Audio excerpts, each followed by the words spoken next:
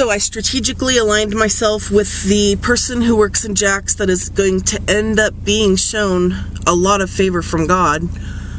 But I told her a little bit about a dream that I had last night that she was in, and she said, and I quote, "That is the sweetest thing I have ever heard."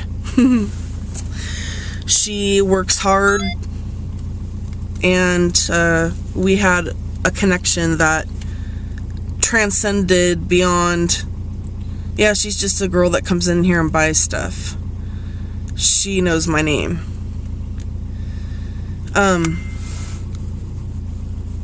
I was working on a photo shoot. I got a phone call from my mom about cat food for my brother's cat, so I went to take care of that, and I always come prepared, so I put a prayer card and chocolate at the payphone here at Jack's. But I have gone back and forth with God, Dad, Father, Abba, Jehovah, regarding putting labels on the things that I leave. At one point it was really kind of this imperative thing that on all of the gifts and things that I put our ministry address, email address, or the name of the ministry on all of these gifts, and I don't like doing that. I didn't like doing that, and God said, He was like, "Honey, we need to get the ministry name out there. When somebody finds a gift and later down the line when they hear JPHC, they're automatically going to remember, even if they threw the gift away, even if they gave it to someone else, it'll trigger them to remember that they found a gift from you, and then you can call upon people to give their testimonies about the things that they found, and then the people who trashed all of those things and did what they did, you don't need to know about, but I'll take care of." Y'all want to talk about some fucking end times? This is it.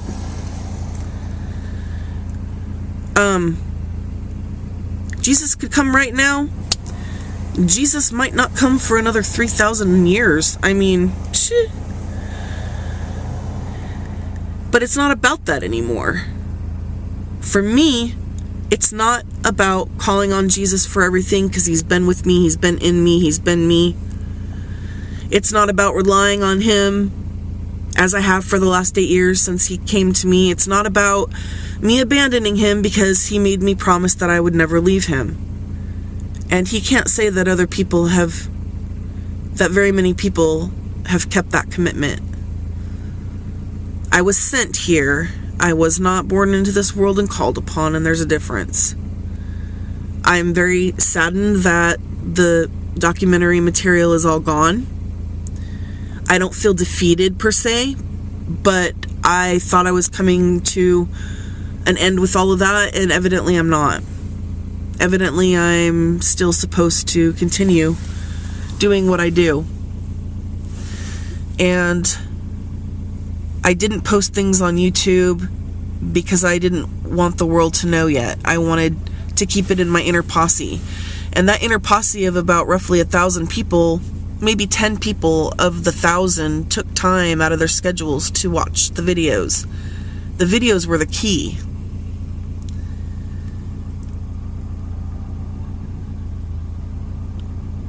And I don't really know what else to say right now, so I'm going to read scripture and call it good. Go for the things you like.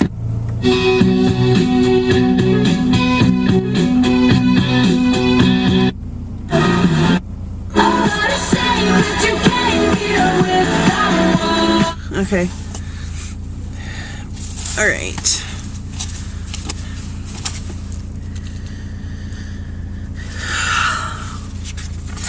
I went through thousands and thousands of lines of scripture over the last year.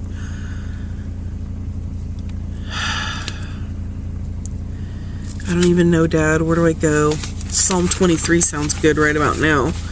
Hang on, guys. I'll get it. Okay, this is exactly what I talked about. It's not about Jesus. It's about Dad. John 14, 1 through 6.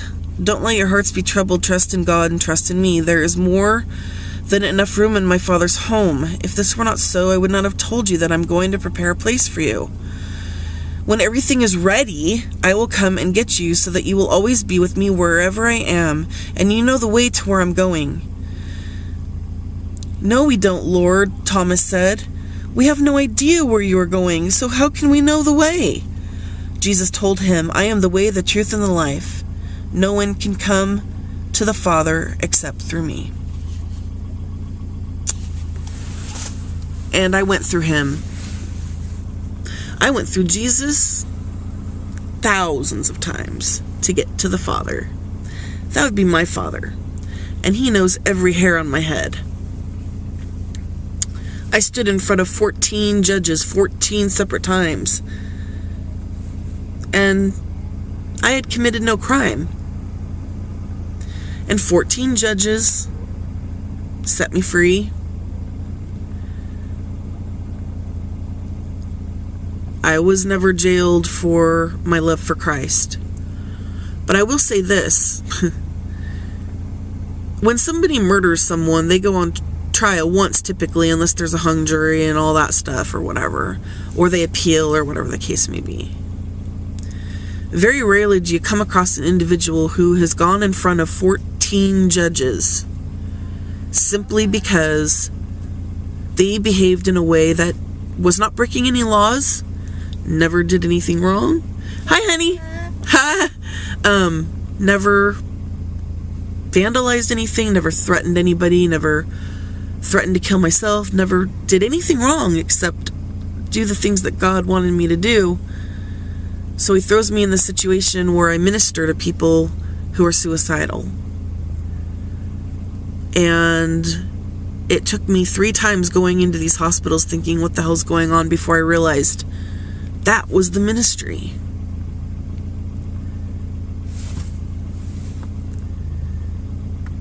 So when you talk about entitlement, and when you talk about inheritance, and you talk about bequeathing things, and you talk about benefactors, beneficiaries, all that stuff, I inherited the world.